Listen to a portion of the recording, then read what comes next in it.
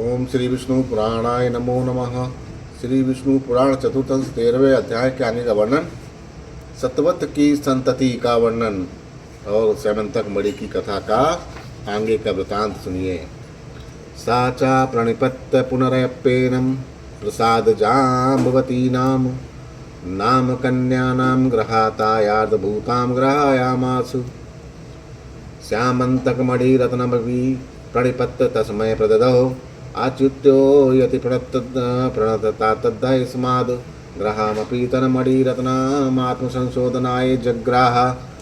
सह जाम्बवत्या सा द्वार काम जगाम।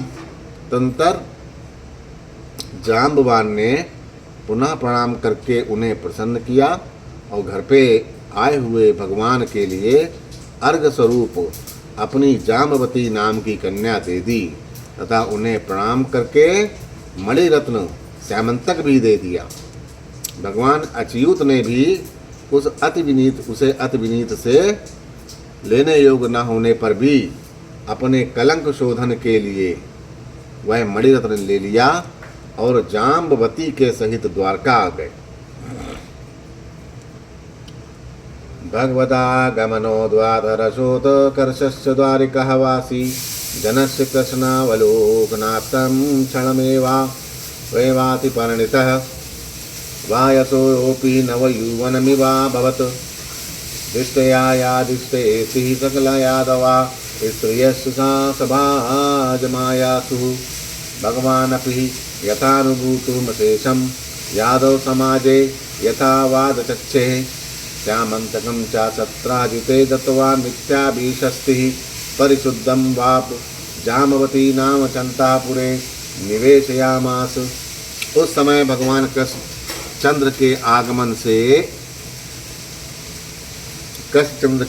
से जिनके हर्ष का वेग अत्यंत बढ़ गया, उन द्वारकावासियों में से बढ़ती बहुत ढली हुई अवस्था में भी उनके दर्शन के प्रभाव से तत्काल ही मानो नवयुवन का संचार हो गया तथा संपूर्ण यादवगण और उनकी स्त्रियां अहोभाग ऐसा कहकर उनका अभिवादन करने लगी। भगवान ने जो बात जैसी जैसी हुई थी त्यों तो यादव समाज में सुना दी और सत्राजित को श्यामंतक मणि देकर मिथ्या कलंक से छुटकारा पा लिया। फिर जाम्बवती को अपने अंतःपुर में पहुंचा दिया। सत्राजिदपि मयास्याभूतमलिनमारोपितमतिः जातसन्त्रासातु सा सुतं नाम सत्य मामानां भगवते भायात् ददहुः तां चाक्रूरकृत वरम शतधनवा प्रमुखा यादवा प्रग्वारं याम्बभूवुः। ततस्त प्रधानां दावज्ञा ज्ञातमेवात्मनां मन्यामानानां सत्राजिति वैरानुबंधम चक्रु। सत्राजित ने भी यह सोचकर कि मैंने ही कृष्णचंद्र को मिथ्या कलंक लगाया था, डरते डरते उन्हें पत्नी रूप से अपनी कन्या सत्यभामा का विवाह कर दिया। उस कन्या को आक्रूर, कृतवर्मा और शतधर्मा आदि यादवों ने पहले वर्ण किया था, अतः श्री कृष्णचंद्र के साथ उसे विवाह देने से उन्होंने अपना अपमान समझकर सत्राजित से वैर बांध लिया।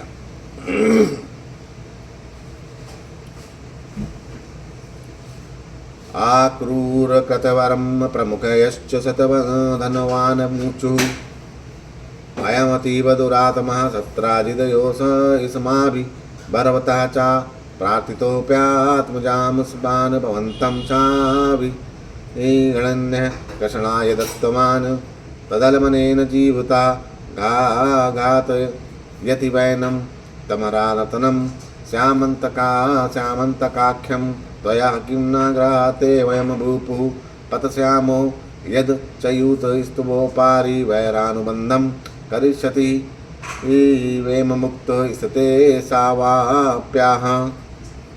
तदंतर अक्रूर और कृतवर्मा आदि ने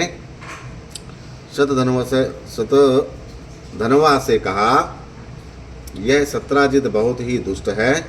देखो, इसने हमारे और आपके मांगने पर भी हम लोगों को कुछ भी ना समझकर अपनी कन्या कृष्णचंद्र को दे दी, तथा अब इसके जीवन का प्रयोजन ही क्या है? इसको मारकर आप श्यामंतक महामणि क्यों नहीं ले लेते? पीछे यदि अच्युत आपसे किसी प्रकार का विरोध करेंगे तो हम लोग भी आपका साथ देंगे। उनका ऐसे कहने पर शतधनवा ने कहा, बहुत अच्छा, ऐसा ही करेंगे। जतुग्रह दग्धानाम पांडुतनयानानाम विदित परमार्थो यपि भगवान दुर्योधन प्रयत्न शैथिल्यः करणार्थ कुल्य कारणाय वर्णवातम गतः। इसी प्रकार पांडवों के लाक्षाग्रह में जलने पर यथार्थ बात को जानते हुए भी भगवान कृष्णचंद्र दुर्योधन के प्रश्न को शिथिल करने के उद्देश्य से कुलोचित कर्म करने के लिए वारणावत नगर को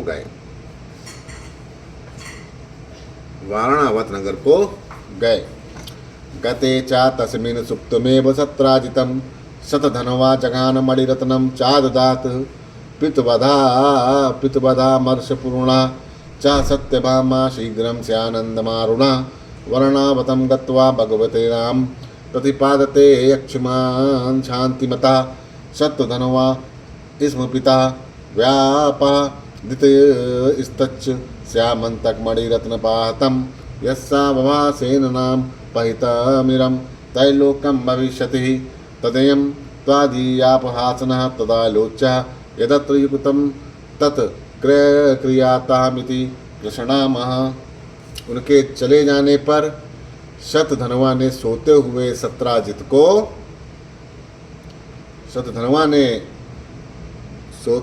सत्राजित को मारकर वह मणिरत्न ले लिया।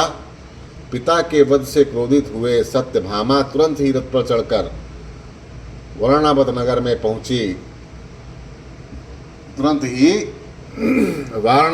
में पहुंची और भगवान कृष्ण से बोली, भगवान, पिताजी ने मुझे आपके कर कमलों में सौंप दिया।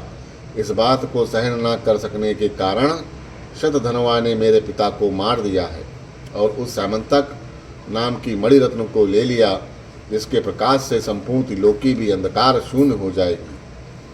इसमें आपकी हंसी है, इसीलिए सब बातों का विचार करके जैसा उचित समझें वैसा करें।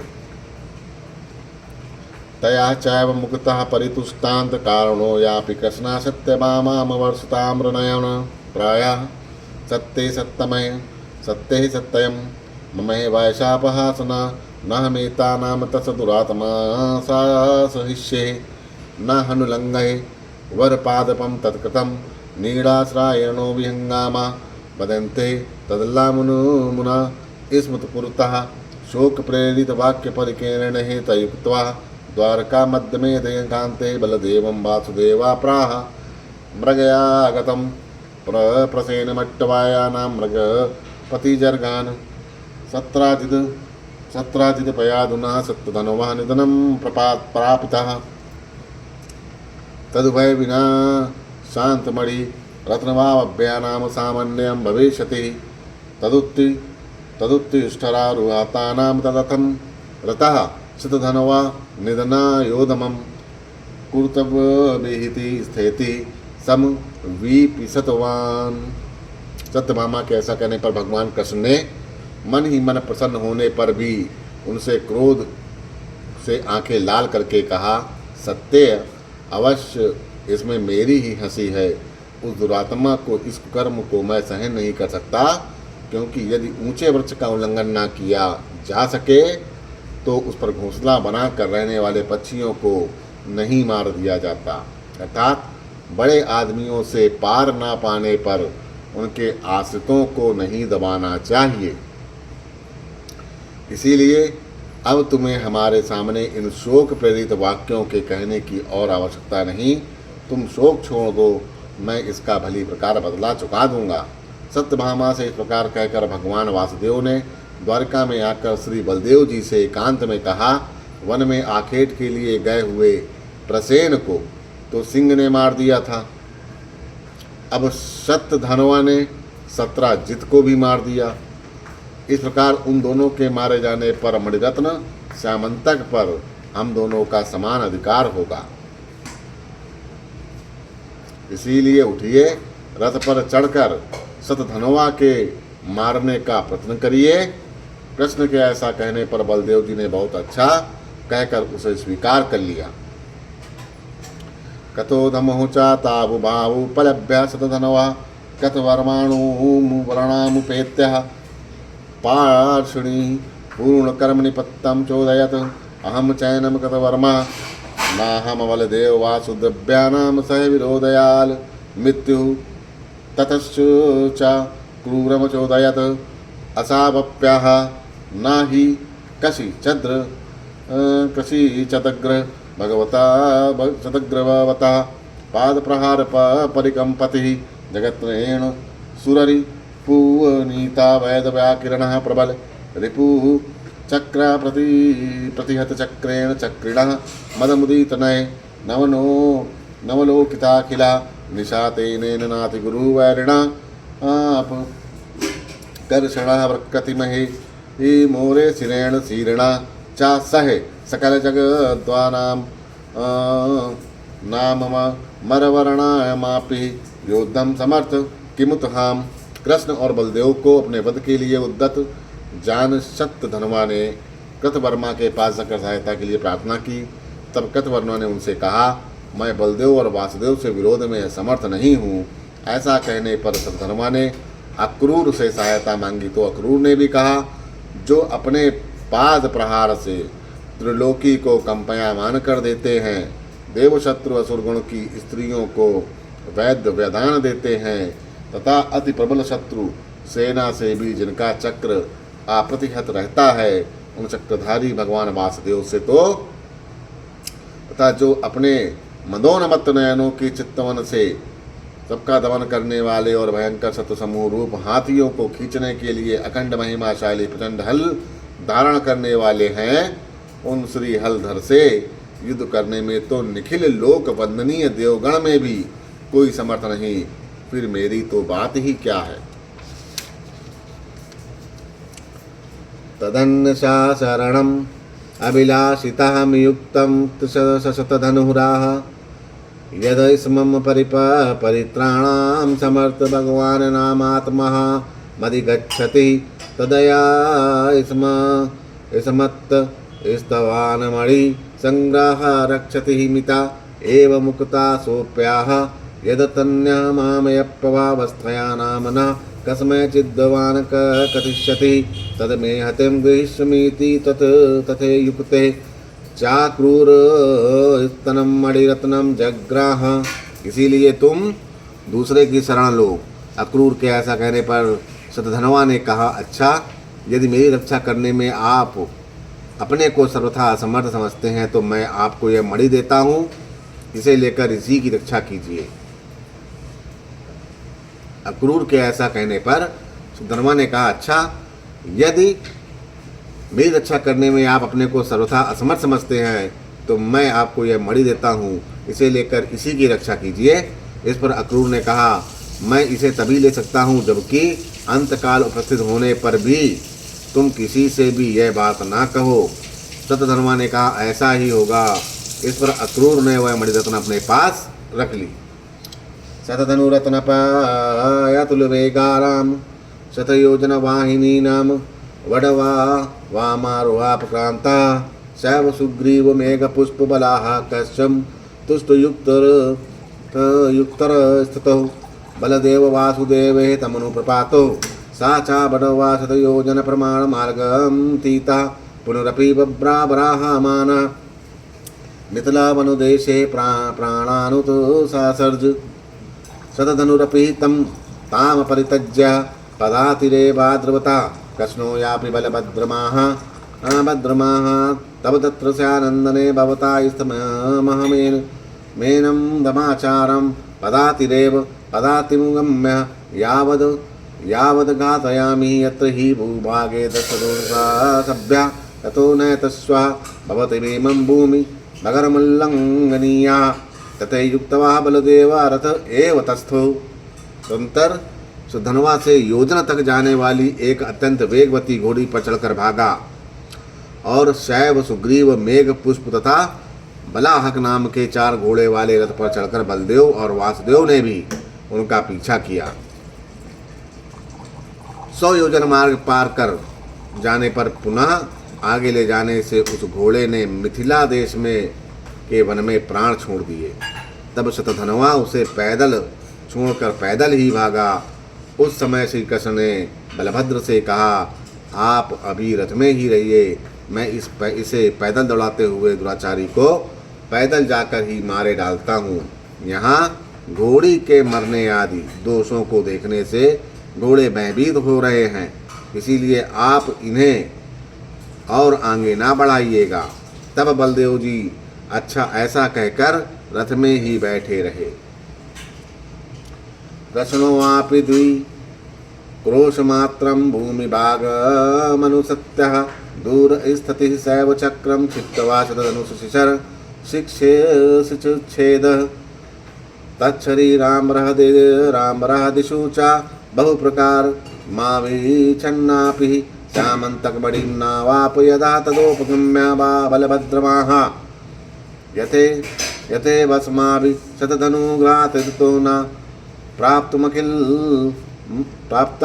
खिल जगत्सारभूतं तन्महारत्नं श्यामन्तककामाख्यामित्यकर्णो यदुपोकोपो बलदेवो वासुदेवमाह दिक्त्वा नाम यश तव मे वमर्थ लिप्तु सुरचेरेत चच्चाते रातवन्मयः शान्तं तदयं पान्थ स्वायक्षया गम्यतानां नामे द्वारकया न त्वया न चाशेष बन्धुभिः कारमलमल में विमर्दमाङ्गतो अप्लीकशपथेरित्याक्षिप्या तत्कथानां कथचिन्ता प्रसाद मानवापि न तस्थौ सा विदेह पुरीम प्रविवेशः। श्री कृष्ण ने केवल 2 ही कोस तक पीछा कर अपना चक्र फेंक दूरी होने पर भी शतधनवा का सिर काट डाला, किंतु उसके शरीर और वस्त्र आदि में बहुत कुछ ढूंढने पर समंतक मणि को न पाया।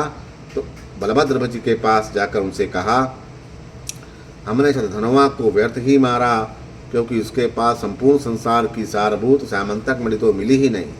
यह सुनकर बलदेव ने यह समझकर कि श्री कृष्णचंद्र उस मणि को छिपाने के लिए ही ऐसी बातें बना रहे हैं, क्रोधपूर्वक भगवान वासुदेव से कहा, तुमको धिक्कार है, तुम बड़े ही अर्थलोप हो। भाई होने के कारण ही मैं तुम्हें क्षमा की देता हूँ। तुम्हारा मार्ग खुला हुआ है, तुम खुशी से जा सकते हो। अब मुझे तो द्वारका से, तुमसे अथवा सब सगे संबंधियों से कोई काम नहीं।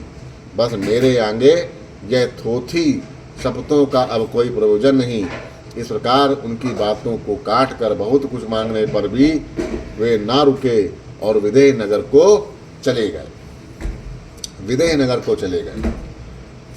जनक राजस्य चार्ग पूर्वकमनेनं गृहं प्रवेशयामास सा तत्रैव चातस्थौ वासुदेवापि द्वारकां जगाम यावच्च जनक राजगृहे बालभद्रोऽवस्थते ताव द्वार्थ राष्ट्रो दुर्योधन ईस्त शका साधग गदा शिक्षां शिक्षयतः वर्षत्रयान्ते च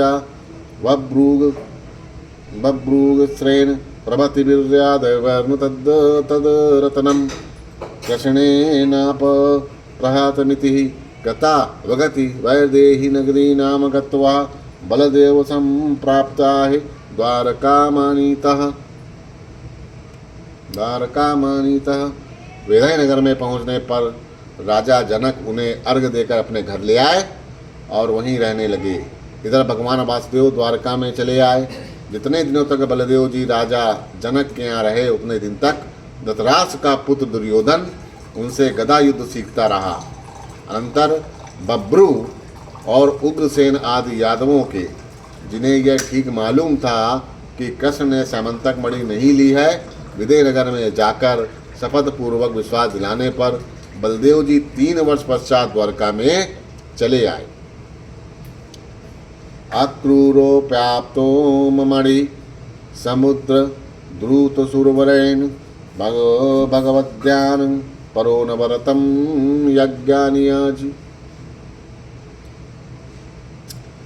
समनगतो हि क्षत्रिः वैश्यो नियग्न ब्रह्मा भवति त्वमेव प्रकारं दीक्षा कवचं प्रविष्टा एव तत्तस्थौ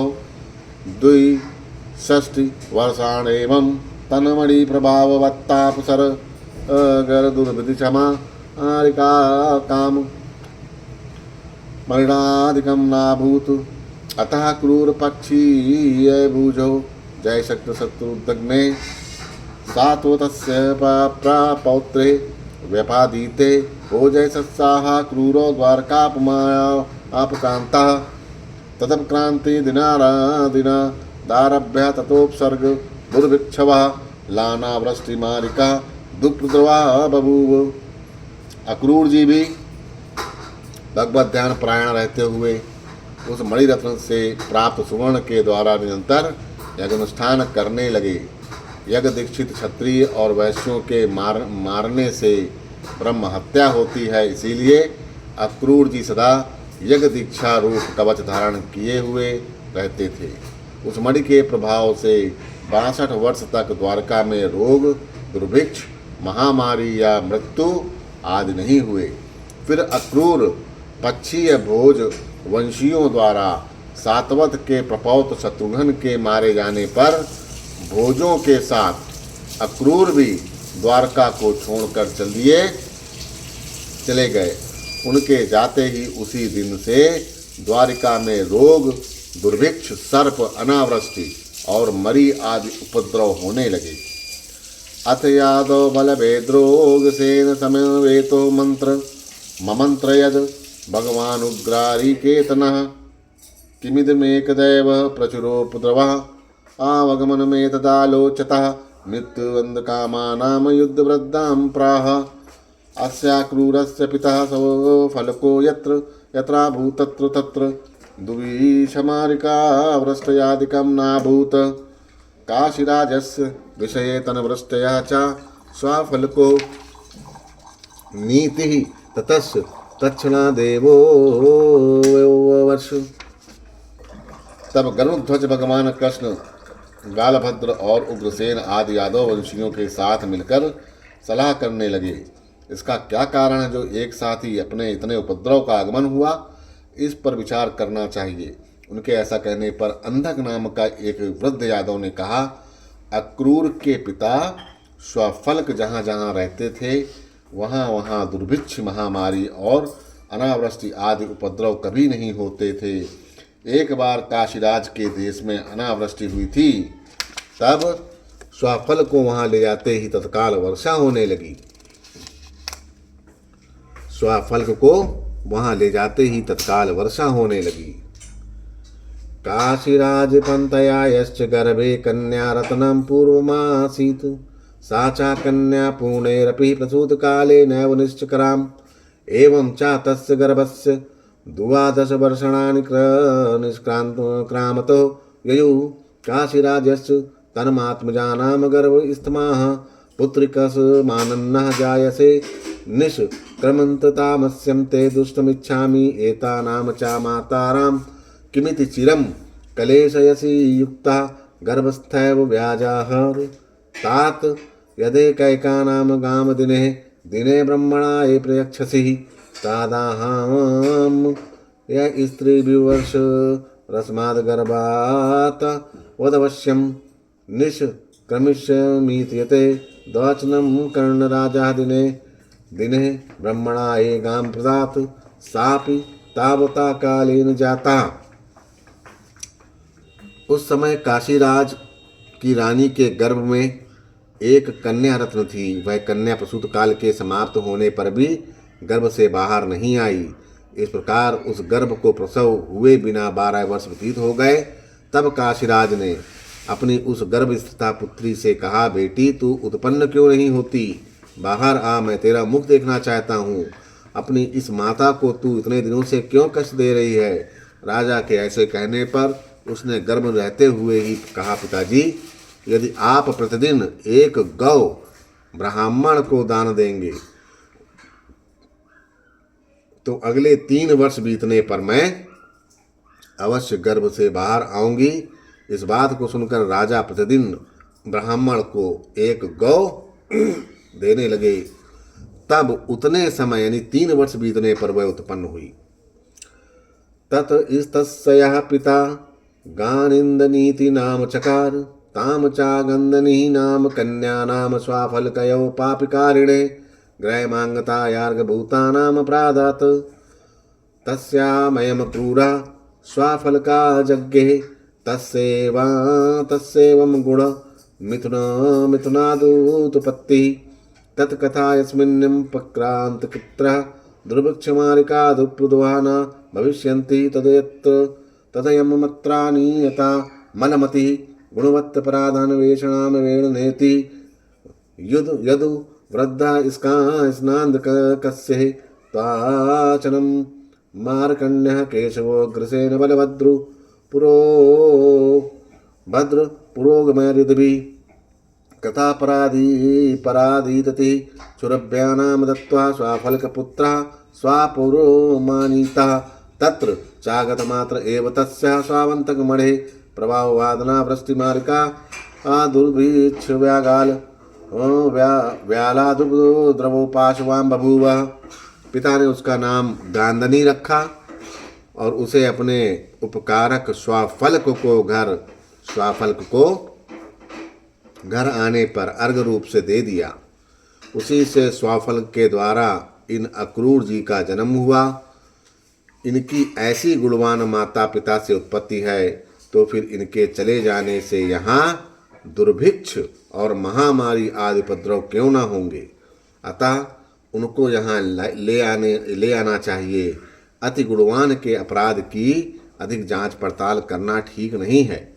यादव वृद्ध अंधक के ऐसा वचन सुनकर कृष्ण, उग्रसेन और बलभद्र आदि यादव स्वाफल्क पुत्र अक्रूर के अपराध को भुलाकर उन्हें अभयदान देकर अपने नगर में ले आए। उनके वहां आते ही सैमंतक मणि के प्रभाव से अनावृष्टि, महामारी, दुर्भिक्ष और सर्प भय आदि सभी उपद्रव शांत हो गए।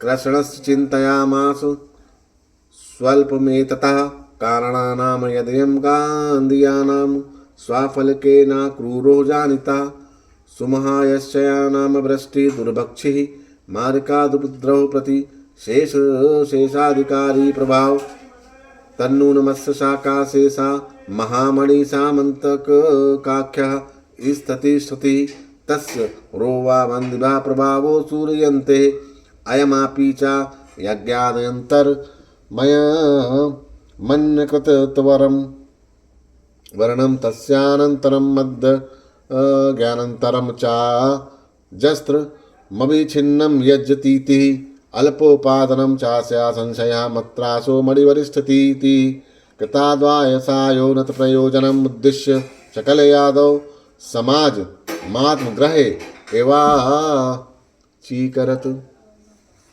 तब श्री कृष्ण ने विचार किया, अक्रूर का जन्म गांधनी से स्वाफल्क के द्वारा हुआ, यह तो बहुत सामान्य कारण है, किंतु अनावृष्टि, दुर्भिक्ष, महामारी आदि उपद्रवों को शांत कर देने वाला इसका प्रभाव तो अति महान है।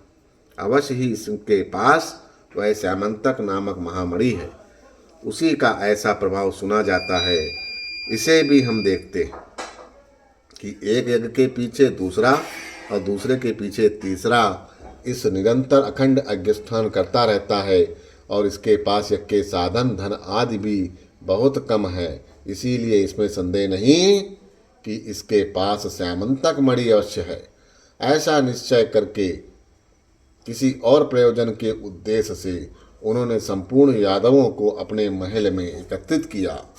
बोलो श्री कृष्ण भगवान की जय। ओम।